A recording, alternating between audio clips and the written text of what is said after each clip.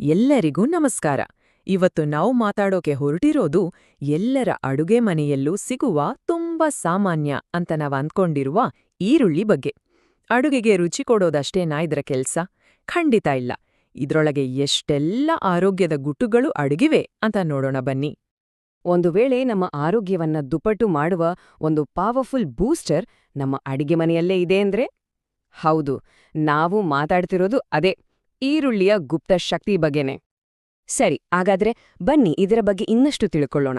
ನೋಡಿ, ಗ್ರೇವಿಯಿಂದ ಹಿಡಿದು ಸಲಾಡ್ವರೆಗೆ ಅಷ್ಟೇ ಏಕೆ, ಪಾನಿಪೂರಿಗೂ ಈರುಳ್ಳಿ ಬೇಕೇ ಬೇಕು ಅಲ್ವಾ?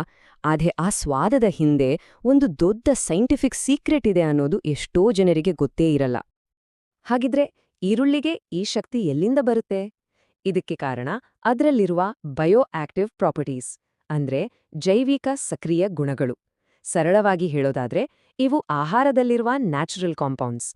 ಈಗ ಚಹಾದಲ್ಲಿರೋ ಆಂಟಿಆಕ್ಸಿಡೆಂಟ್ಗಳು ನಮ್ಮನ್ನ ಫ್ರೆಶ್ ಆಗಿ ಇಡುತ್ತಲ್ಲ, ಠೀಕ್ ಹಾಗೇನೆ ಈರುಳ್ಳಿಯಲ್ಲಿರೋ ಈ ಕಾಂಪೌಂಡ್ಗಳು ನಮ್ಮ ದೇಹದ ಫಂಕ್ಷನ್ ಮತ್ತು ಆರೋಗ್ಯದ ಮೇಲೆ ಡೈರೆಕ್ಟ್ ಆಗಿ ಪಾಸಿಟಿವ್ ಆಗಿ ಪ್ರಭಾವ ಬೀರುತ್ತೆ. ಹಾಗಾದ್ರೆ ಈರುಳ್ಳಿಯ ನಿಜವಾದ ಸೀಕ್ರೆಟ್ ಇಂಗ್ರೀಡಿಯೆಂಟ್ಸ್ ಯಾವುದು? ಮೊದಲನೆಯದಾಗಿ ಅದಕ್ಕೆ ಆ ಘಾಟು ವಾಸನೆ ಕೊಡುತ್ತಲ್ಲ, ಅದು ಸಲ್ಫರ್ ಕಾಂಪೌಂಡ್ಸ್. ಆಮೇಲೆ ಇಮ್ಯುನಿಟಿಗೆ ಬೇಕಾದ ಜಿಂಕ್, ಜೊತೆಗೆ ಕ್ವರ್ಸೆಟಿನ್ ಅನ್ನೋ ಒಂದು ಪವರ್ಫುಲ್ ಆಂಟಿಆಕ್ಸಿಡೆಂಟ್.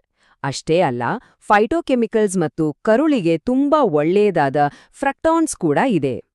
ಇವೆಲ್ಲ ಸೇರಿಕೊಂಡು ಈರುಳ್ಳಿಯನ್ನ ಒಂದು ಮೆಡಿಸಿನಲ್ ಪವರ್ ಹೌಸ್ ಮಾಡಿವೆ. ಸರಿ, ಹಾಗಾದ್ರೆ ಈರುಳ್ಳಿಯ ಮೊದಲ ಮತ್ತು ಬಹುಮುಖ್ಯ ಬೆನಿಫಿಟ್ ಯಾವುದು ಅಂತ ನೋಡೋಣ. ಅದು ನಮ್ಮ ಲಿವರ್ ಅಂದ್ರೆ ಯಕೃತ್ತಿನ ಆರೋಗ್ಯವನ್ನ ಹೇಗೆ ಕಾಪಾಡುತ್ತೆ ಅನ್ನೋದು. ಮೊದಲನೇ ಪಾಯಿಂಟ್, ಈರುಳ್ಳಿ ನಮ್ಮ ಲಿವರ್ ಸೆಲ್ಸ್ನ ಅಂದ್ರೆ ಜೀವಕೋಶಗಳನ್ನ ಆಕ್ಟಿವ್ ಮಾಡುತ್ತೆ. ಸಿಂಪಲ್ ಆಗಿ ಹೇಳೋದಾದ್ರೆ, ನಮ್ಮ ದೇಹದ ಮೇನ್ ಫಿಲ್ಟರ್ ಇದೆಯಲ್ಲ ಆ ಲಿವರ್, ಅದು ಇನ್ನಷ್ಟು ಎಫಿಷಿಯೆಂಟ್ ಆಗಿ ಕೆಲಸ ಮಾಡೋ ಹಾಗೆ ಇದು ಪ್ರೇರೇಪಿಸುತ್ತೆ. ಹೌದು, ಇದಕ್ಕೆ ಸೈಂಟಿಫಿಕ್ ಪ್ರೂಫ್ ಕೂಡ ಇದೆ. ನೋಡಿ, NIH ರಿಪೋರ್ಟ್ ಪ್ರಕಾರ ಈರುಳ್ಳಿಯಲ್ಲಿ ಸಲ್ಫರ್ ಜಾಸ್ತಿ ಇರೋದ್ರಿಂದ ಅದು ಲಿವರ್ ಸೆಲ್ಸ್ನಲ್ಲಿ ಆಗುವ ಇನ್ಫ್ಲಮೇಷನ್ ಅಂದ್ರೆ ಉರಿಯೂತವನ್ನ ಕಡಿಮೆ ಮಾಡುತ್ತೆ. ಇದು ಲಿವರ್ ಆರೋಗ್ಯಕ್ಕೆ ತುಂಬಾನೇ ಇಂಪಾರ್ಟೆಂಟ್. ಅಷ್ಟೇನಾ? ಖಂಡಿತ ಇಲ್ಲ. ಫ್ಯಾಟಿ ಲಿವರ್ ಸಮಸ್ಯೆ ಇದ್ರೆ ಅದನ್ನ ಕಂಟ್ರೋಲ್ ಮಾಡೋಕ್ಕೂ ಇದು ಹೆಲ್ಪ್ ಮಾಡುತ್ತೆ. ಅದು ಹೇಗೆ ಅಂದ್ರೆ, ಈರುಳ್ಳಿಯಲ್ಲಿರುವ bio active compounds fat lipids ಅನ್ನ ಕಡಿಮೆ ಮಾಡುತ್ತೆ. ಇದರಿಂದ ಲಿವರ್ನಲ್ಲಿ ಫ್ಯಾಟ್ ಸೇರ್ಕೊಳ್ಳೋದು ನಿಲ್ಲುತ್ತೆ. ಲಿವರ್ ಆಯ್ತು. ಈಗ ನಮ್ಮ ದೇಹದ ಇಂಜಿನ್ ಅಂದ್ರೆ ನಮ್ಮ ಹೃದಯದ ಕಡೆ ಬರೋಣ. ಹೃದಯಕ್ಕೂ ಕೂಡ ಈರುಳ್ಳಿ ಅಷ್ಟೇ ಒಳ್ಳೆಯದು. ಹಾಗಾದ್ರೆ ಈರುಳ್ಳಿ ನಮ್ಮ ಹೃದಯಕ್ಕೆ ಹೇಗೆ ಒಂದು ವರದಾನ ಅನ್ನೋದನ್ನ ನೋಡೋಣ ಬನ್ನಿ. ಹೃದಯದ ಆರೋಗ್ಯದ ವಿಷಯದಲ್ಲಿ ಈರುಳ್ಳಿಯಲ್ಲಿರುವ ಅಸಲಿ ಹೀರೋ ಯಾರ್ಗೊತ್ತಾ? ಅದು ಕ್ವೆರ್ಸೆಟಿನ್. ಇದು ಒಂದು ತುಂಬಾನೇ ಪವರ್ಫುಲ್ ಆಂಟಿಆಕ್ಸಿಡೆಂಟ್ ಮತ್ತು ನಮ್ಮ ಹಾರ್ಟ್ ಪ್ರೊಟೆಕ್ಷನಲ್ಲಿ ಇದ್ರದ್ದು ದೊಡ್ಡ ಪಾತ್ರ ಇದೆ. ಉದಾಹರಣೆಗೆ, ಹೈ ಬ್ಲಡ್ ಪ್ರೆಷರ್ ಸಮಸ್ಯೆ ತಗೊಳ್ಳಿ. ಈರುಳ್ಳಿಯಲ್ಲಿರೋ ಆಂಟಿ ಇನ್ಫ್ಲಮೇಟರಿ ಗುಣಗಳು ಅದನ್ನ ಕಂಟ್ರೋಲ್ ಮಾಡಕ್ಕೆ ಹೆಲ್ಪ್ ಮಾಡುತ್ತೆ. ಅದೇ ರೀತಿ ರಕ್ತದಲ್ಲಿ ಟ್ರೈಗ್ಲಿಸರೈಡ್ಸ್ ಅಂತ ಒಂದು ಥರದ ಫ್ಯಾಟ್ ಲೆವೆಲ್ ಜಾಸ್ತಿ ಆದ್ರೆ ಈರುಳ್ಳಿಯಲ್ಲಿರೋ ಆಂಟಿಆಕ್ಸಿಡೆಂಟ್ಗಳು ಅದನ್ನ ಕಡಿಮೆ ಮಾಡೋಕೆ ಸಹಾಯ ಮಾಡ್ತವೆ.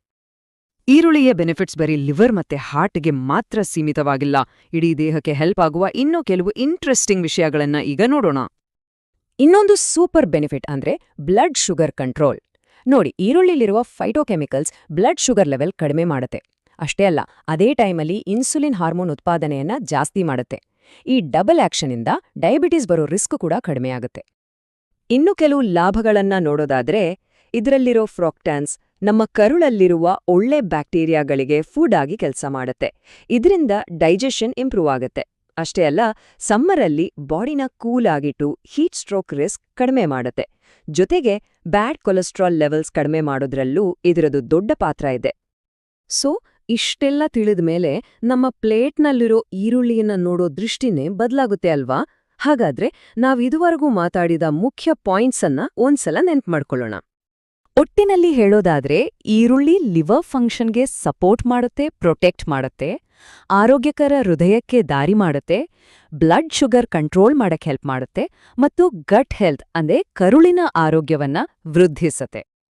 ಹಾಗಾಗಿ ಈ ಇಡೀ ಚರ್ಚೆಯಿಂದ ನಾವು ಕಲಿಬೇಕಾದ ಸಿಂಪಲ್ ಪಾಠ ಏನು ಅಂದ್ರೆ, ಪ್ರತಿದಿನದ ಊಟದಲ್ಲಿ ಸ್ವಲ್ಪ ಹಸಿ ಈರುಳ್ಳಿ ಅಥವಾ ಬೇಯಿಸಿದ ಈರುಳ್ಳಿಯನ್ನ ಸೇರಿಸ್ಕೊಳ್ಳೋದು. ಇದು ನಮ್ಮ ಓವರಾಲ್ ಹೆಲ್ತ್ಗೆ ತುಂಬಾನೇ ಒಳ್ಳೆಯದು. ಕೊನೆಯದಾಗಿ ಒಂದು ಪ್ರಶ್ನೆ.